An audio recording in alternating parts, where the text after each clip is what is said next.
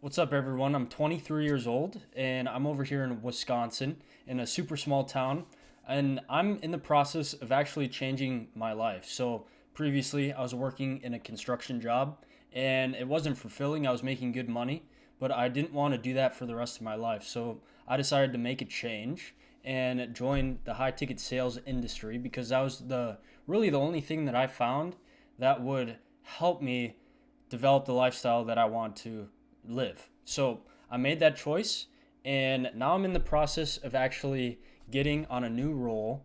After I've spent a couple months on a role, but it wasn't suiting to me. I wasn't making the money I needed to make, and there was not much opportunity.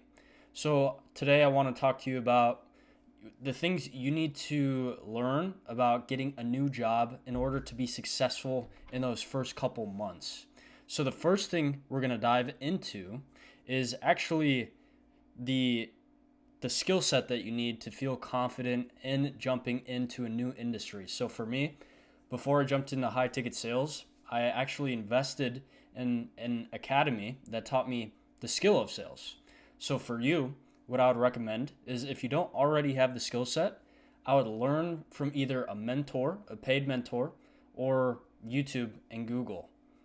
Those are huge resources that you can use for your advantage and also other people that you know, right? Definitely, in order for you to become successful in a new industry, you have to come into that industry with some sort of knowledge beforehand so that you can thrive, so that you're not learning everything for the first time within the industry.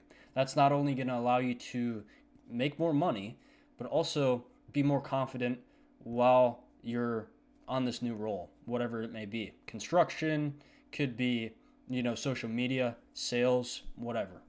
So, first thing, developer skill set.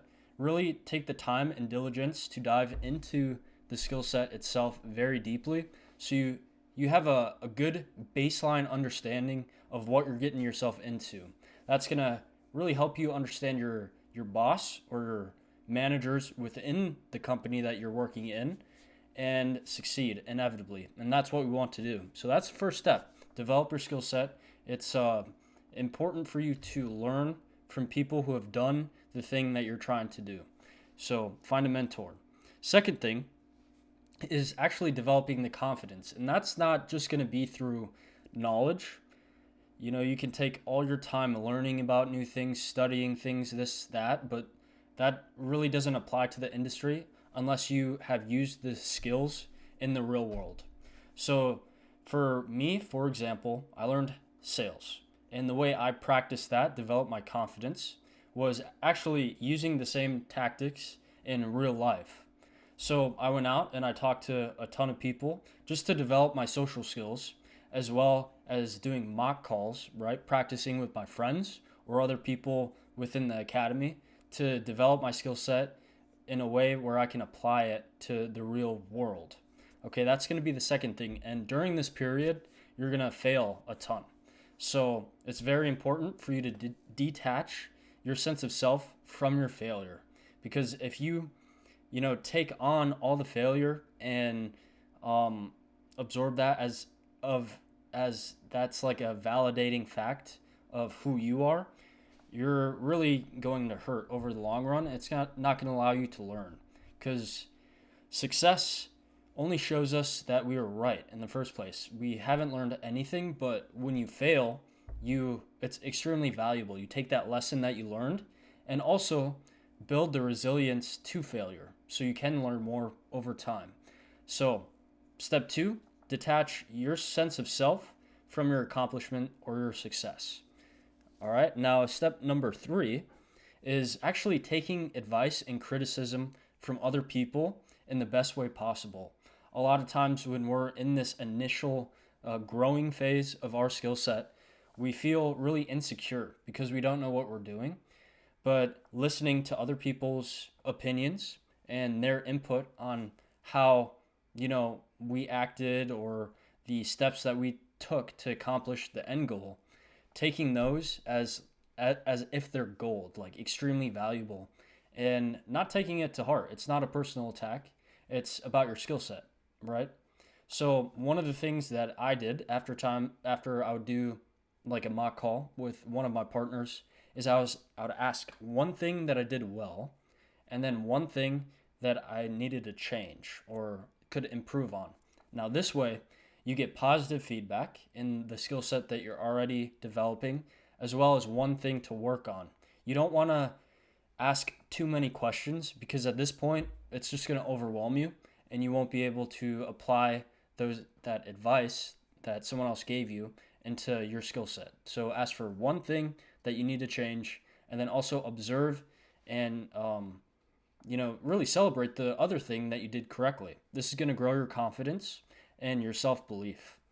Now, fourthly, trusting in the process. And this has a lot to do with faith because immediately when we start something, it's going to take months, maybe even years to develop the skill set enough to where we can make money from that skill set.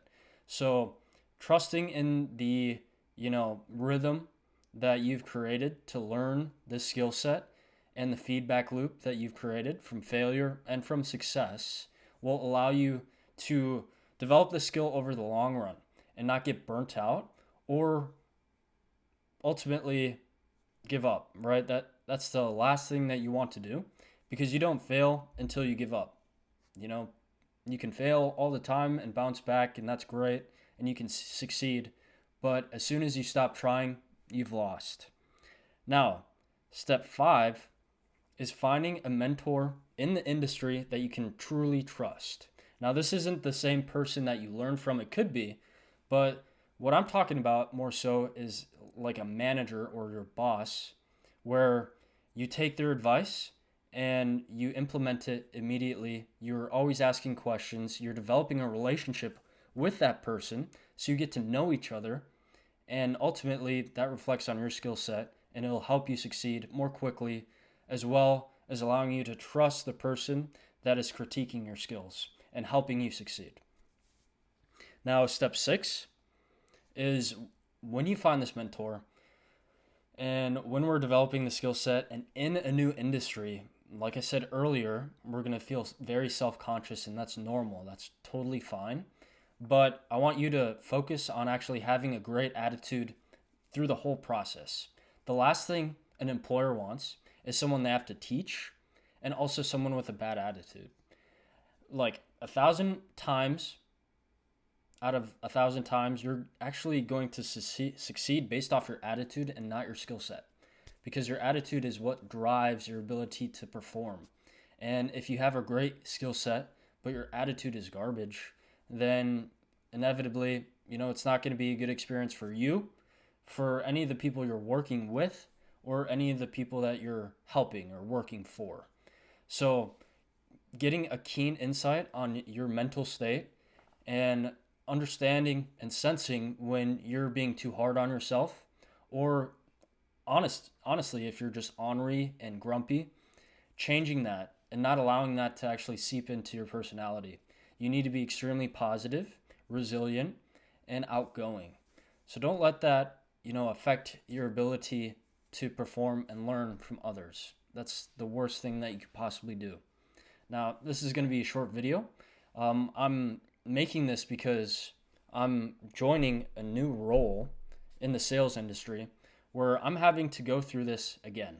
I don't know if I'm going to be successful. I'm unsure about the role itself, but I do know that I have trust in God that He will help me throughout this process and show me the way, as well as the habits that I've created internally to keep a good mindset and a good perspective on this whole experience. So I just want to relay that information to you guys so that if you're in the same position or going to be in the same position soon, you can implement these things into your life and ultimately become successful. So there's times in this journey where I feel like, I don't know if this is going to work out. I don't know if this is the best move for me, but I use the best judgment that I have. You're doing the best you can with the information you have provided to you at the current moment. And learning is developed through failure.